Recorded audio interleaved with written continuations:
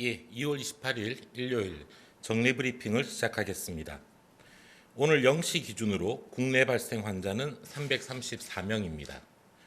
어제 8분의 환자가 사망하셨습니다.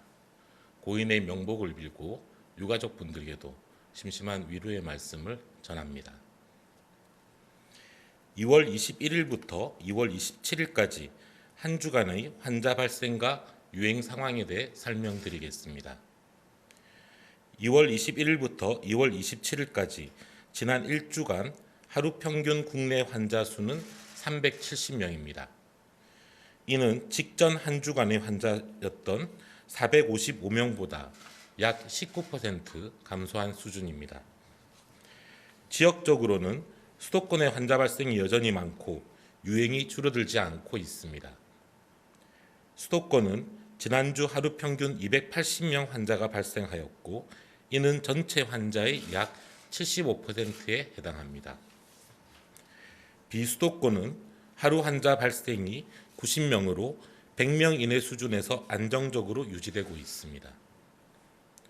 수도권의 유행 규모가 하루 200명 이내로 진입해야 위험도가 낮아졌다고 볼 수 있으며 현재로서는 언제든지 다시 유행이 확산될 수 있는 위험성이 존재한다고 보고 있습니다.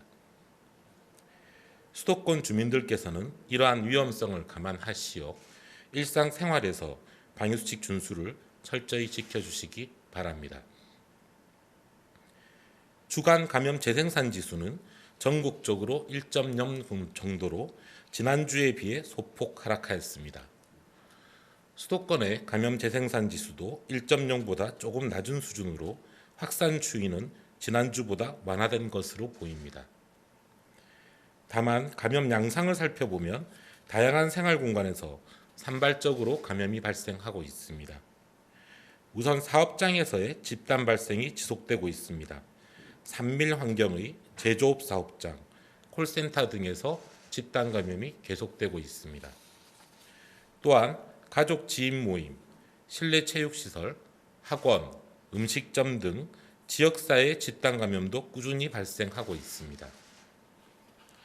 종합하자면 3차 유행이 재확산되는 경향은 나타나진 않으나 아직은 매일 300명, 400명대의 많은 환자가 발생하며 정체 국면을 보이고 있습니다. 여기서 조금만 긴장을 푼다면 다시 재확산될 위험성은 여전하며 특히 수도권은 아직은 엄중한 상황입니다. 정체세를 보이고 있는 3차 유행이 다시 뚜렷한 감소세를 보일 수 있도록 국민 여러분께서 함께 협력해 주시기를 부탁드리겠습니다. 다음으로 요양병원의 방역 현황에 대해 말씀드리겠습니다. 요양병원은 다수의 고령자가 입원되어 있어 집단 감염이 발생되는 경우 더욱 치명적일 수 있습니다.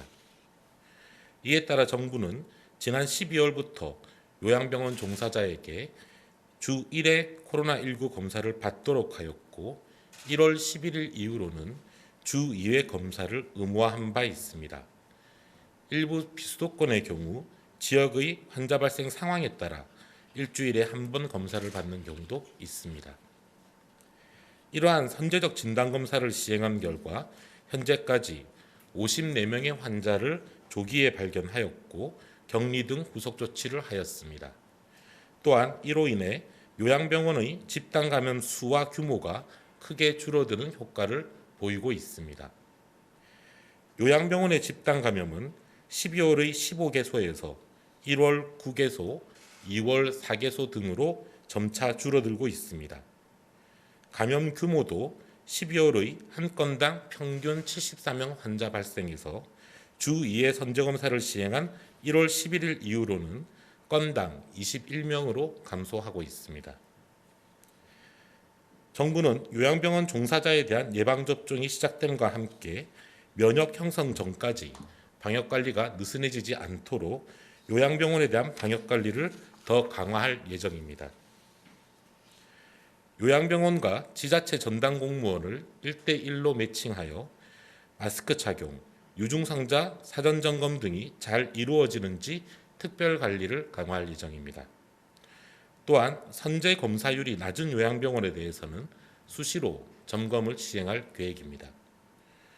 요양병원의 예방접종이 잘 마무리되어 집단 면역이 형성될 때까지 최대한 새로운 감염이 발생하지 않고 피해가 최소화되도록 요양병원의 종사자, 운영자분들께서도 함께 협력해 주실 것을 당부드립니다. 지난 금요일부터 전국적으로 코로나19 예방접종이 시행되었습니다. 이제 집단 면역 목표인 11월까지 일상을 회복하기 위한 기나긴 희망의 대장정이 시작되었습니다. 아스트라제네카 백신과 화이자 백신은 해외에서 이미 수천만 명이 접종을 받았으며 백신의 안전성과 효능은 해외 여러 사례에서 실증적으로 또한 학문적으로 입증되고 있습니다. 어제까지 우리나라에서는 전국적으로 약 2만여 명이 코로나19 예방접종을 받았으며 신고된 부작용은 대부분 경미한 수준에 그쳤습니다. 국민 여러분들께서는 이러한 객관적 상황을 감안하여 비과학적인 공포를 유발하는 유언비어나 비합리적인 가짜뉴스를 검증하시고 믿지 말아주시기 바랍니다. 방역당국에서 제공하는 공적인 뉴스와 설명을 신뢰해 주실 것을 당부드립니다. 본인과 우리 가족, 우리 사회의 안전을 위해서 예방접종을 적극적으로 받아주시기를 부탁드리겠습니다. 예방접종이 시작되더라도 단계적으로 확대되고 면역이 형성되어 유행 차단 효과를 기대하기까지는 상당 기간의 시간이 필요합니다.